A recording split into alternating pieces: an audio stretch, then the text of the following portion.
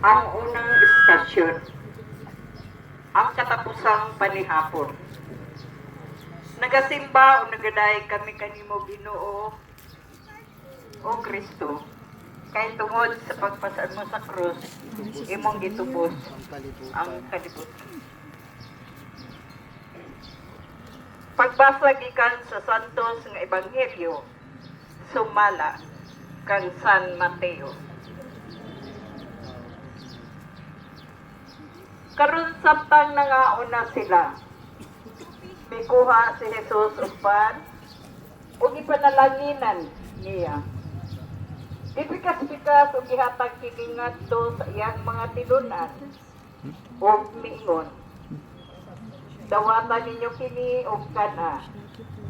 Kay mao kini mao ang akong lawas.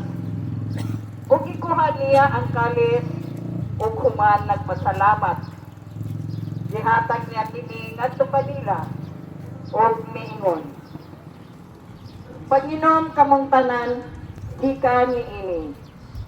Kay kini mao ang akong dugo sa bago ug tunhay nga kasabutan nga giula alang sa daghang aron pagpasaylo sa mga sala.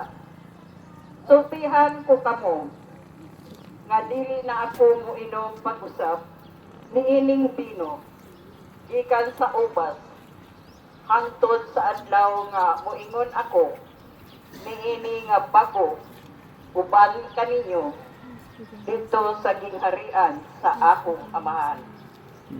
Ug human nila pag-awit, mitunga sila ngadto sa pungtod sa Olibo, ang pulong sa Ginoo. Ang tanang mga binuhat, kinahanglang mukaon aron mabuhi.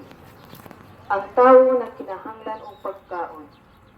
Himuon niya ang tanan aron siya makakaon ug angay usab siyang magpaampi sa iyang gikaon ngadto sa uban aron mabuhi ang tanan. Sa ato pa, ang kinabuhi ti ay sa tawo usa ka panlimpasok aron magpabiling buhi.